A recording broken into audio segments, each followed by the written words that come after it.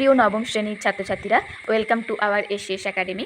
আজকে আমি তোমাদের রায় মার্টিন প্রশ্নবিচিত্রা থেকে 2026 সালের যে জীবন বিজ্ঞানের দ্বিতীয় পর্যায়ক্রমিক মূল্যায়নের 10 নম্বর স্কুলটি আছে, নির্মল হৃদয় আশ্রম শিশি হাই স্কুল বয়েজ, তার সমস্ত কোশ্চেনের অ্যান্সার আলোচনা করব।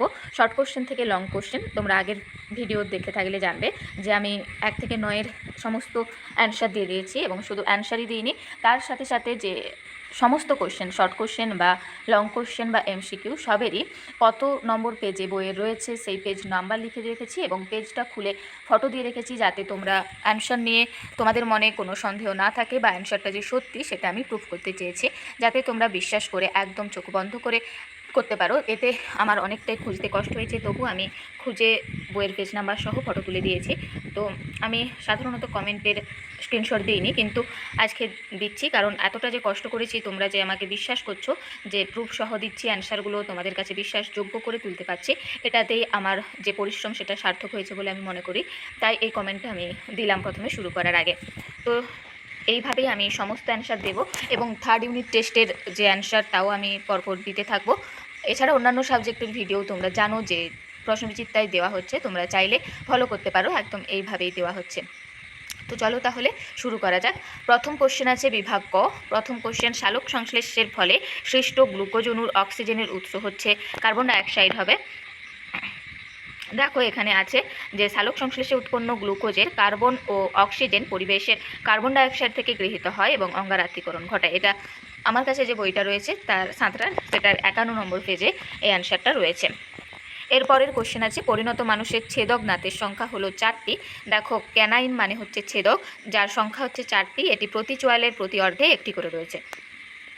এরপর কোশ্চেন আছে 3-এরটা, ক্রেবস চক্রে উৎপাদিত প্রথম জৈব অ্যাসিডটি হচ্ছে সাইট্রিক অ্যাসিড। এখানে দেখো আমি পেনটা ধরে রাখছি যাতে কোথায় অ্যান্সারটা আছে বুঝতে পারো, যে ক্রেবস চক্রে উৎপাদিত বিভিন্ন জৈব অ্যাসিডগুলির মধ্যে প্রথম উৎপাদিত দ্রব্য যেটা, সেটা হচ্ছে সাইট্রিক অ্যাসিড। এরপর হচ্ছে 4-এরটা, রক্তের সর্বজনীন গ্রহিতা হলো এবি গ্রুপ। দেখো সার্বিক গ্রহিতা বলতে বোঝায় যেসব ব্যক্তির রক্তের বিভাগ এবি আর এইচ ডি পজিটিভ, তারা সব বিভাগের কাছ থেকে রক্ত গ্রহণ করতে পারে। এবি অর্থাৎ এবি পজিটিভ। আর যদি অপশানে এবি পজিটিভ বা এবি নেগেটিভ না থাকে, তাহলে শুধু এবি অপশানটাই হবে। এরপর কোশ্চেন আছে, বেলেডোনা গাছ থেকে প্রাপ্ত উপখাদ্যটি হচ্ছে, সেটা হবে অ্যাট্রোপিন। দেখো উৎস বেলেডোনা গাছের মূল ও পাতা থেকে N2 যুক্ত যে রেচন পদার্থ পাওয়া যায় সেটা হচ্ছে অ্যাট্রোপিন। এরপর বিভাগ ক্ষয়ে 2-এর দাগের একের কোশ্চেন, সালোক সংশ্লেষের ফলে উৎপন্ন প্রথম স্থায়ী কার্বন যৌগের নাম হচ্ছে PGA বা ফসফোগ্লিসারিক অ্যাসিড। দেখো সালোক সংশ্লেষের ফলে উৎপন্ন প্রথম যৌগটা হচ্ছে 3 কার্বনযুক্ত ফসফোগ্লিসারিক অ্যাসিড। এরপর 2-এরটা, লালারসে উপস্থিত টায়ালিন উৎসেচক সেদ্ধ শ্বেতসারের আংশিক পাচন ঘটাতে সক্ষম হয়। দেখো লালারসে যে টায়ালিন থাকে সেটাই সেদ্ধ শ্বেতসারকে মল্টোজে পরিণত করে। এরপর হচ্ছে লসিকা হলো এক প্রকারের পরিবর্তিত কলার রস। দেখো এটা সহায়িকায় দেওয়া আছে, যেখানে শূন্যস্থান পূরণ করো, এরকম কোশ্চেনগুলো আছে শেষের দিকে সংবহন চ্যাপ্টারে, সেখানে রয়েছে যে লসিকা এক প্রকার পরিবর্তিত কলার রস। এরপর কোশ্চেন আছে বিয়ের 1-এরটা, সত্য এবং মিথ্যা নিরূপণ করতে বলেছে। 1-এর দাগ আছে, মানব পুষ্টির মোট পর্যায় সংখ্যা হলো 5টি, এটি হচ্ছে সত্য। দেখো মানব পুষ্টি মানে হচ্ছে হলজৈবিক পুষ্টি, যেটা হচ্ছে প্রাণীদের পুষ্টি পদ্ধতি। এতেই দেখো 5টা পর্যায় রয়েছে, খাদ্য গ্রহণ, পরিপাক, শোষণ, আত্তীকরণ ও বহিষ্করণ। এরপর আছে 2-এরটা, র্যাফলেশিয়া হলো একটি স্বভোজী উদ্ভিদ, এটি হচ্ছে মিথ্যা। দেখো র্যাফলেশিয়া হচ্ছে পরজীবী উদ্ভিদ, স্বভোজী উদ্ভিদ কিন্তু নয়। স্বর্ণলতা, র্যাফলেশিয়া, পাকসিনিয়া, ফাইটোপথেরা এগুলো সবই হচ্ছে পরজীবী পুষ্টি সম্পন্নকারী। এরপর কোশ্চেন হচ্ছে 3-এরটা, সবাত ও অবাত শ্বসনের সাধারণ পর্যায়টি হলো গ্লাইকোলাইসিস, এটা হবে সত্য। দেখো গ্লাইকোলাইসিসে উৎপন্ন পাইরুভিক অ্যাসিড শ্বসন প্রক্রিয়া ব্যাকেটে দেখো লেখা আছে সবাত এবং অবাত, অর্থাৎ সবাত এবং অবাত দুটিরই পর্যায় হচ্ছে গ্লাইকোলাইসিস। এরপর সে দাগের 1-এরটা, ব্লাড ব্যাঙ্কে কোন অজৈব পদার্থ রক্ততঞ্চন রোধক রূপে ব্যবহৃত হয়? আনসার হবে সোডিয়াম সাইট্রেট। দেখো এখানে লেখা আছে ব্লাড ব্যাঙ্কে সোডিয়াম সাইট্রেট নামক তঞ্চন রোধক পদার্থ ব্যবহৃত হয়, কিন্তু যদি প্রাকৃতিক অবস্থায় বা আমাদের দেহে থাকে সেটা বললে হবে হেপারিন। হেপারিন আমাদের দেহে রক্তবাহে থাকে বলে রক্ত জমাট বাঁধে না। এরপর কোশ্চেন আছে 2-এরটা, মানুষের একটি শ্বাসিক পেশির নাম লিখতে বলেছে, এটা হচ্ছে ডায়াফ্রাম বা মধ্যচ্ছদা লিখে যাচ্ছে। এছাড়া তোমরা ইন্টারকস্টাল পেশি বা পঞ্জরাস্থি মধ্যস্থ পেশি এটাও লিখতে পারো। এরপর কোশ্চেন আছে 3-এরটা, পেরিকার্ডিয়াম কি? দেখো পেরিকার্ডিয়াম হচ্ছে হৃৎপিণ্ডকে ঘিরে যে পাতলা পর্দার আবরণ থাকে সেটাকে পেরিকার্ডিয়াম বলে। এরপর আছে বাম স্তম্ভ ডান স্তম্ভ মিলাতে বলছে। দেখো এক একটা সাইনোভিয়াল তরল হচ্ছে অস্থিসন্ধিতে দেখা যায়। দেখো অস্থিসন্ধি দুটি অস্থির ঘর্ষণজনিত আঘাত থেকে রক্ষা করে সাইনোভিয়াল গহ্বরে অবস্থিত এই সাইনোভিয়াল তরল, তার মানে অস্থিসন্ধি হবে সাইনোভিয়াল তরল। এরপর আছে দুয়েরটা লিম্ফোসাইট, এটা হবে ইয়েরটা লসিকা। দেখো লসিকায় শ্বেতকণিকা মধ্যস্থ লিম্ফোসাইট দেহে প্রতিরক্ষায় সাহায্য করে। এরপর তিনেরটা টায়ালিন হবে লালারস। দেখো লালারস অর্থাৎ লালাগ্রন্থি থেকে লালারস খরিত হয় যাতে টায়ালিন বা স্যালাইভেরি অ্যামাইলেজ থাকে। এরপর আছে চারেরটা ট্রাইকাসপিড কপাটিকা, এটা হচ্ছে ডানুলিন্দ আর নিলয়, ডান লিলয় যে নিলয় তার সংযোগস্থলে অবস্থিত। দেখো ট্রাইকাসপিড, ট্রাই মানে ত্রি, কাসপিড মানে পত্র, ট্রাইকাসপিড কপাটিকা হচ্ছে ত্রিপত্র কপাটিকা। এরপর আছে বিভাগ্য। প্রথম কোশ্চেন আছে 3 দাগের 1 মৃতজীবী ও মিথ্যজীবী উদ্ভিদের মধ্যে দুটি পার্থক্য লেখো। এটা 302 নম্বর পেজে রয়েছে। আমার কাছে যে রায়মার্টিন সহায়িকা আছে, আশা করছি অনেকের কাছে এইটা থাকে বা সাধারণত বেশিরভাগ মানুষ হচ্ছে রায়মার্টিন সহায়িকায় ফলো করে, বেশিরভাগ স্টুডেন্টরা, তাই আমি এই সহায়িকার পেজ নাম্বারই দিয়েছি। দেখো 302 নম্বর পেজে রয়েছে মৃতজীবী জীব এবং মিথ্যজীবী জীব। মৃতজীবী জীব আর মিথ্যজীবী উদ্ভিদ বলেছে, কিন্তু এইখানে যে পয়েন্টগুলো আছে সেগুলো সবগুলোই দেওয়া চলবে, শুধু উদাহরণে মিথ্যজীবী যে জীব এখানে তোমাদের উদাহরণটা লাইকেন, রাইজোবিয়াম আর সিম্বিগত উদ্ভিদের মূল এইখানটা দিবে, কিন্তু উইপোকা ও ট্রাইকোনিম এগুলো দেওয়ার দরকার নেই। এরপর আছে দুয়েরটা বাষ্পমোচনকে প্রয়োজনীয় ক্ষতিকারক প্রক্রিয়া বলা হয় কেন। এটা তোমাদের যে সাঁতরা পাবলিকেশন বই আছে তার 60 নম্বর পেজে আছে। বই মানে সাঁতরা পাবলিকেশনের বই, সহায়িকা মানে রায়মার্টিনের বই, এখান থেকে আমি দিয়েছি। যার পাশে যেটা লেখা থাকবে সেটা থেকে দিয়েছি, মানে সহায়িকা হলে সহায়িকা লেখা আছে, বই হলে বইটা লেখা আছে। আর কিছু না লেখা থাকলেও সাধারণত বইয়ের পেজ নাম্বার সহায়িকাগুলো অবশ্যই আমি লিখে দিয়েছি। দেখো এখানে 60 নম্বর পেজে রয়েছে, এখান থেকে দেখে করে নিও। আমি ডিটেলস আর একটাও বলছি না, তবু যেখানটা ইম্পর্ট্যান্ট মনে হবে সেখানটা বলবো, বাদবাকি তোমরা দেখে নাও, আমি দিয়ে রাখছি। তিনেরটা 306 নম্বর পেজে রয়েছে সহায়িকা পরিপাক ক্রিয়ায় পিত্তরসের যে ভূমিকা। দেখো উপরে যেটা পিত্তরসের কাজ, এই অ্যান্সারটা লিখলেই চলবে। এরপর আছে চারেরটা বিএমআর এর সংজ্ঞা দাও। দেখো এখানে দেওয়া আছে, ব্র্যাকেট দেওয়া আছে বিএমআর কাকে বলে পর্যন্ত। এর সাথেই যে কোশ্চেনটা আছে, একজন প্রাপ্তবয়স্ক ব্যক্তির বিএমআর এর জন্য দৈনিক কত পরিমাণ শক্তির প্রয়োজন হয়, এটা বইয়ের 86 নম্বর পেজে রয়েছে। দেখো সুস্থ লোকের মৌল বিপাকের জন্য দিনে প্রায় 1728 কিলো ক্যালোরি শক্তির প্রয়োজন হয়।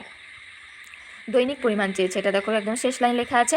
যদি প্রত্যেক ঘন্টায় চাইতো তাহলে মহিলাদের বা পুরুষদের আলাদা করে তোমরা সেখানে লিখতে। এরপর আছে পাঁচেরটা কাইম ও কাইল কি, এটা সহায়িকা 306 নম্বর পেজে রয়েছে, এখান থেকে দেখে করে নিও। কাইম মানে পাকস্থলীর যে আংশিক পাচিত খাদ্য, আর কাইল মানে ক্ষুদ্রান্ত্রের সম্পূর্ণ পাচিত তরল। এখানটা দেখবে, বাকি যা লেখা আছে দেখে নিও। এরপর 6এরটা RH ফ্যাক্টর কি, এর গুরুত্ব কি, আমি এটা বইয়ের পেজ নাম্বারও দিয়ে রাখছি, সহায়িকারও দিয়ে রাখছি, তোমরা যেখান থেকে সুবিধা হবে করে নিও। দেখো বইয়ের 95 নম্বর পেজে রয়েছে, আর সহায়িকায় 328 নম্বর পেজে রয়েছে। RH ফ্যাক্টর কি, RH ফ্যাক্টরের গুরুত্ব, আর সহায়িকারটা আমার মনে হলো ভালো আছে, তাই আমি সহায়িকার ফটোটাও দিয়ে রাখলাম এবং পেজ নাম্বারও দিয়ে রাখছি। এরপর আছে 7এরটা উদ্ভিদের একটি নাইট্রোজেনযুক্ত রেচন পদার্থের নাম ও তার অর্থকরী গুরুত্ব লিখতে বলেছে, এটা 102 নম্বর পেজে বইয়ে রয়েছে। দেখো এখানে যে কোনো একটা নাম, কুইনাইন বা নিকোটিন বা ডাটুরিন, যে কোনো একটা, কুইনাইন দিলে কুইনাইন দিয়ে কুইনাইনের অর্থকরী গুরুত্ব যে লেখা আছে ম্যালেরিয়ার ওষুধ তৈরিতে, সেরকম তোমরা দিয়ে দিও।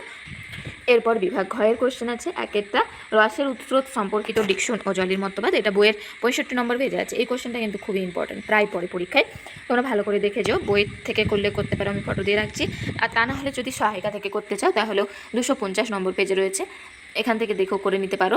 আর এই যে রসের উৎসের পথ, এটা কিন্তু বই থেকেই করো বা সহায়িকা থেকেই করো, এই পথটা অবশ্যই লিখবে। তাহলে কি লিখছো ডিটেলসে অত না দেখলেও এই ছকটা দেখলেই প্রায় তোমাদের অর্ধেকের বেশি নাম্বার দিয়ে দেবে, আর যদি একটু লিখে আসো তাহলে প্রায় ফুল নাম্বার দিয়ে দেবে।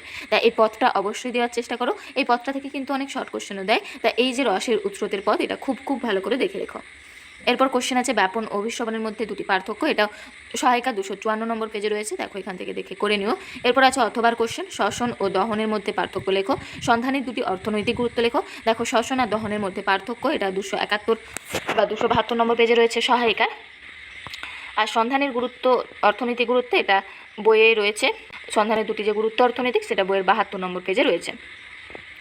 এরপর কোশ্চেন আছে মানুষের পৌষ্টিকতন্ত্রের চিত্র অঙ্কন করে নিম্নলিখিত অংশগুলি চিহ্নিত করো, এটা বইয়ের 80 নম্বর পেজে রয়েছে। গ্রাসনালী, পাকস্থলী, ক্ষুদ্রান্ত্র, বৃহদন্ত্র, তোমরা এখান থেকে দেখে করে নিও। গ্রাসনালী দেখো মুখ থেকে যে মানে পাকস্থলীতে নামছে নালীটা, ওটা হচ্ছে গ্রাসনালী। এরপর পাকস্থলী, দেখো পাকস্থলীতে তোমরা জানোই, গ্রাসনালীর পরে যে অংশটা দেখো পাকস্থলী। এরপর ক্ষুদ্রান্ত্র আর বৃহদন্ত্র, ক্ষুদ্রান্ত্র হচ্ছে বৃহদন্ত্রটা দেখতে পাচ্ছ যে পাকস্থলী যেখানটায় মিশছে, যে এর সাথেই যে অথবার কোশ্চেন আছে, মানুষের রেচনতন্ত্রের চিত্র অঙ্কন করে প্রদত্ত অংশগুলি চিহ্নিত করো। বৃক্ক, গোবিনী, বৃক্ক, ধমনী, মূত্রাশয়, সেটাও এখান থেকে করে নিও। দেখো বৃক্ক, গোবিনী আর মূত্রাশয়, ধমনী সবই এখানে চিহ্নিত করা আছে, এখান থেকে দেখে তোমরা করে নিও। এরপর 3 কোশ্চেন, রেচনের দুটি গুরুত্ব আলোচনা করো। বইয়ের 101 নম্বর পেজে একদম ভালো করে দেওয়া আছে দুটি গুরুত্ব, তাই এখান থেকে দেখে করে নিও। এর সাথেই যে কোশ্চেনটা আছে, উদ্ভিদের প্রাপ্ত 2 প্রকার ধাতব কেলাসের নাম, উৎস ও তাদের রাসায়নিক উপাদানের নাম। দেখো এখানে লেখা আছে যে ধাতব কেলাসগুলি, দেখো র্যাফাইড, সিস্টোলিথ, সিলিকা। এগুলো র্যাফাইড হচ্ছে ক্যালসিয়াম অক্সালের দ্বারা গঠিত, সিস্টোলিথ হচ্ছে লিথোসিস্ট কোষে ক্যালসিয়াম কার্বনেট, মানে রাসায়নিক নামটা হচ্ছে ক্যালসিয়াম কার্বনেট। এটা আঙুরের গুচ্ছের মতো সজ্জিত থাকে। দেখো অবস্থান দেওয়া আছে নিচের দিকে, বট, রবার প্রভৃতি উদ্ভিদের সিস্টোলিথ, কচু, ওল, কচুরিপানা প্রভৃতি উদ্ভিদের র্যাফাইড এবং ঘাসপত্রের কিনারায় সিলিকা সঞ্চিত থাকে। দেখো 3 যে অথবার কোশ্চেনটা আছে, মানবদেহে রক্ততঞ্চনের পর্যায়গুলি একটি ছকের মাধ্যমে দেখা। এটা বইয়ের 97 নম্বর পেজে রয়েছে। এই রক্ততঞ্চন কোশ্চেনটা অনেকবার দেওয়া আছে পেজে এবং পরীক্ষায়ও প্রায়ই আসে, মানে বলতে গেলে আসবেই। এই প্রক্রিয়াটা খুব ভালো করে দেখে যেও। আর এরপর যে দেখো শেষ কোশ্চেন, রক্ততঞ্চনের 2টি তাৎপর্য আলোচনা করো। বইয়ের 98 নম্বর পেজে রয়েছে রক্ততঞ্চনের তাৎপর্য, এখান থেকে দেখে করে নিও। তো চলো তাহলে আজকে এই পর্যন্তই। পরের ভিডিও আর 2টো বাকি আছে প্রশ্নবিচিত্রা থেকে, সেগুলো আমি খুব তাড়াতাড়ি দিয়ে দেওয়ার চেষ্টা করব। যদি ভালো লাগে তাহলে সাবস্ক্রাইব করে রেখো, বন্ধুদের সাথে শেয়ার করো এবং কমেন্ট করে জানিও কেমন লাগছে। চলো তাহলে আজকে এই পর্যন্তই।